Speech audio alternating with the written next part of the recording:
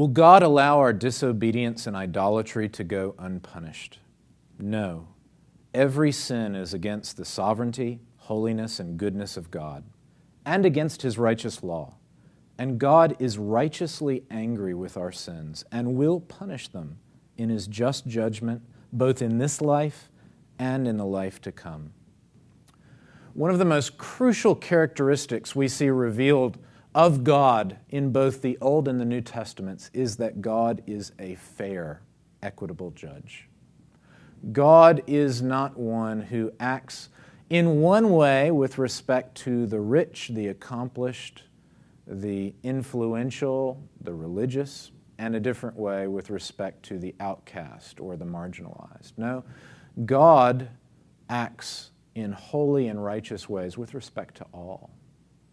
That's why the book of Deuteronomy can speak in chapter 7 of how the Canaanites, the pagans, are to be judged for their idolatry, and Israel is to be the instrument of that judgment at this particular time. But later, in the conclusion of Deuteronomy, God can foretell a day where He already knows Israel herself will commit those same idolatrous acts, and then God foretells that He will have to employ a pagan king to judge Israel. And so we come to the text of Isaiah where Cyrus is spoken of as the one whom the Lord employs to judge His own people. God will punish sin, whether it's outside or inside His own people, precisely because God is consistent. God does not change. He does not play numbers. He is not attempting to manipulate human politics. He is a just judge, and that means, as the Catechism says, He is righteously angry at our sins. Sin is not simply an impersonal screw-up. It is a deeply personal mockery or affront to God. God who has given us life, God who sustains us every day, God who promises us everything in the gospel, and whom in sin we hold at arm's bay. We offer the spiritual stiff arm by insisting on providing for ourselves and refusing to receive His generosity. How would you feel? That's a personal affront, and that's a relational mockery to the one who is Lord of all and sustainer of our very selves. And so God is angry at sin. But God is angry in a righteous way. The Bible portrays His vengeance not as a vendetta, not as a teenage adolescent angst that simply flies off the handle, but rather as a righteous indignation for our insistence on breaking His divine design for our lives and His promise of provision for our future. What we see in the Catechism's question is a reminder that sin will be punished in this life and in the next. We really do experience harm and hurt owing to sin.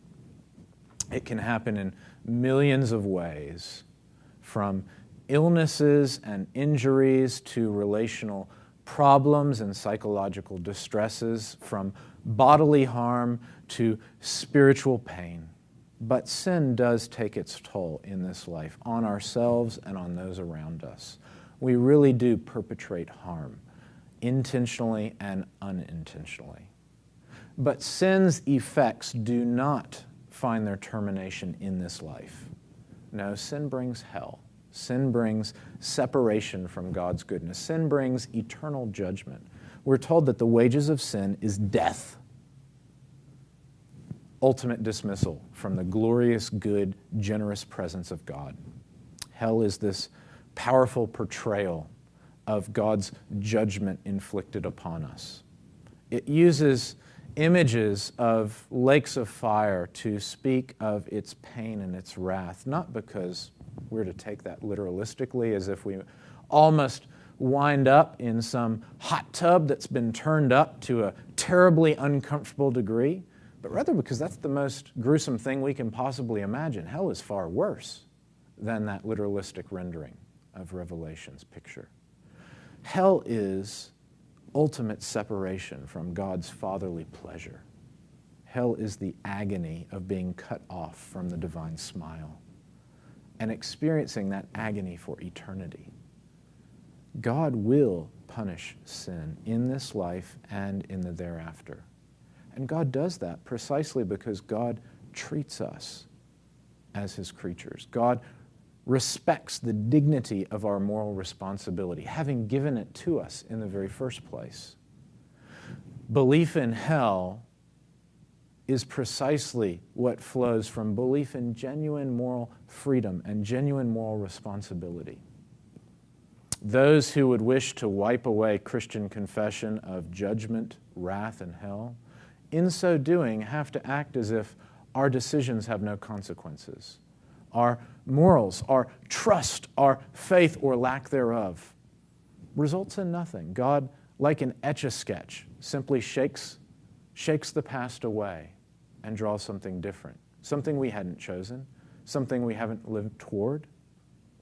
But that would be to act as if we weren't human, as if we weren't covenant partners with God.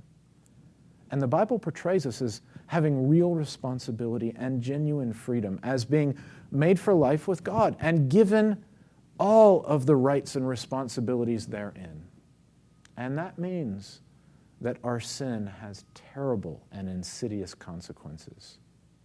And that's precisely why we see the agony and the pain that our substitute had to undergo, so that Christians, whose eternal judgment will no longer fall upon them, must know that it did fall upon someone, and that Jesus Christ, who at His baptism heard a voice from above happily saying, "This is my beloved Son in whom I'm well pleased," on the cross, this same Son had to scream out, my God, why hast thou forsaken me?"